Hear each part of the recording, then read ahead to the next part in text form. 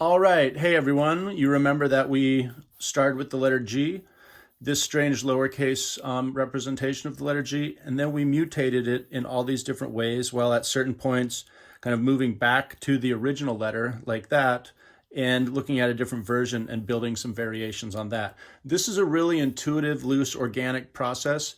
Your letter symbol variations might be a lot more angular, might be a lot more geometric, things like that.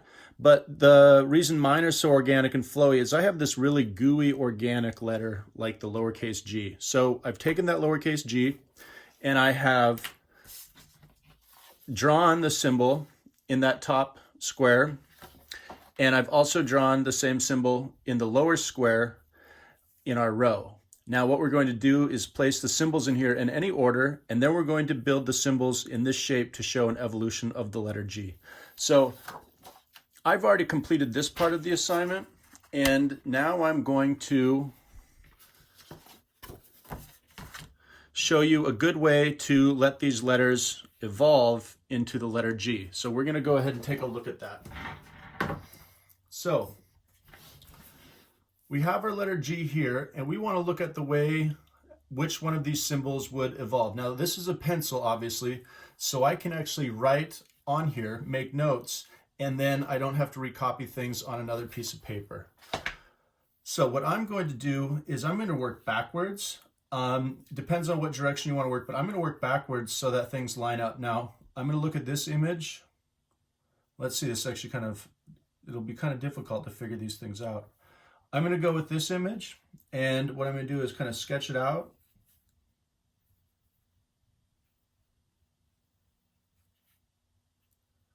You have this kind of cool little shape here. This almost looks like an insect.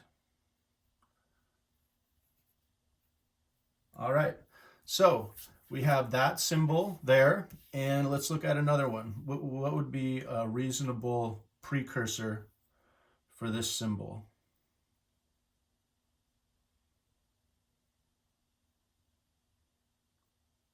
Let's see. See, this is like not super easy. So I'm going to go with this one. I like it. It looks like it has like these bug eyes sticking out of it. So here we go. We got a circle here. We have these like kind of stringy vines. And we have this shape and this shape. Okay. So that takes care of that. Now,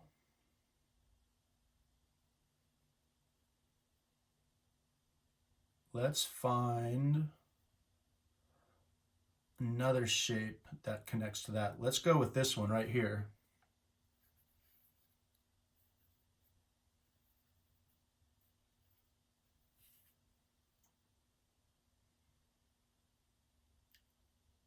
And so that's that.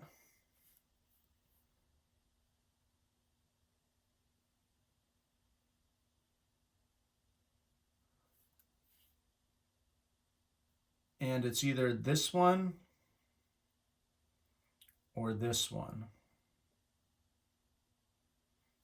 Let's see. I am going to see, like I said, this isn't completely easy to do. It's either this one or this one. Now I really like this one. This one's a little bit too, I don't know, I really like this. It looks like a seed growing. We got like this kind of strange accent mark here. So let's go with, okay, I'm just gonna follow closer to the assignment and use this on a really basic visual level, like a formal visual level. And so we're gonna sketch that out, and I'm gonna hook this around. It's like a little mouth.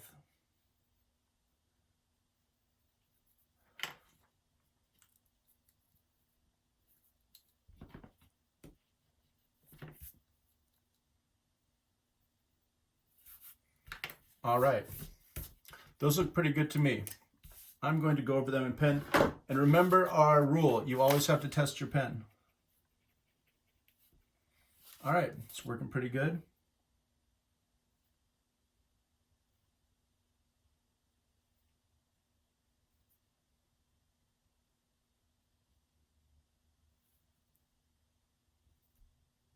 All right, I love this shape.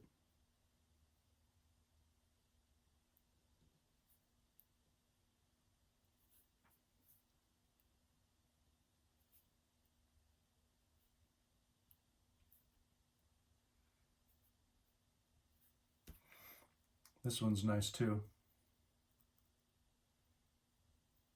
A little bit different. It's mutated. I think that was the original one. It's mutated. That's okay.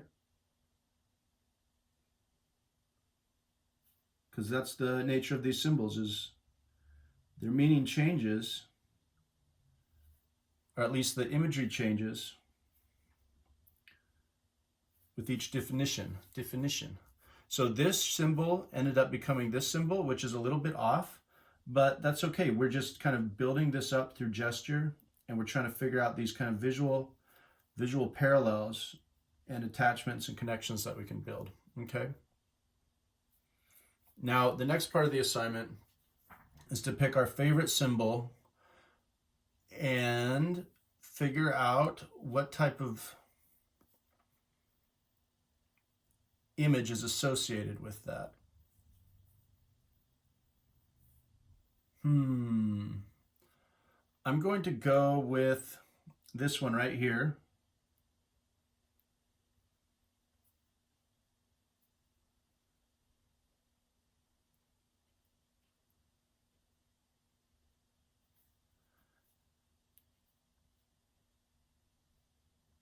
And that, to me,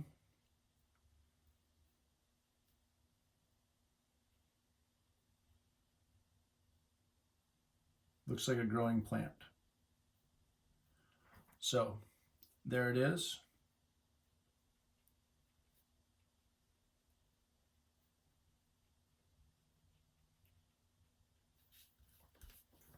There we go.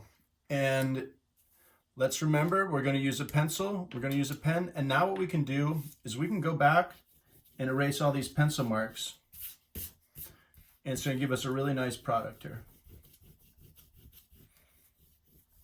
Most of the pencil marks will be covered up by the marker. So here we are. I'm going to draw this symbol just a little bit better.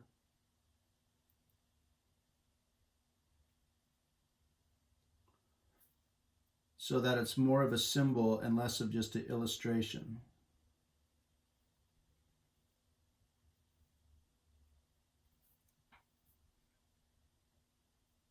So I'm going to close up some of these areas here.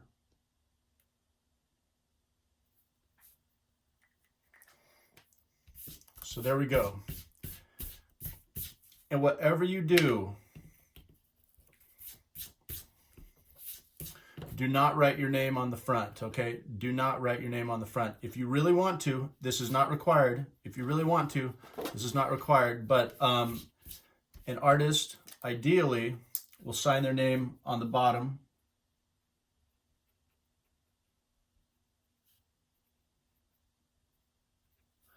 Okay? But do not write your name on the front, and make sure you keep this text kind of smart, small, precise. This looks a little bit goofy, but here we are. This is your finished version for the letter G. G is my favorite, so now I do this again for my least favorite. I hope that was helpful. Sometimes this part gets a little confusing.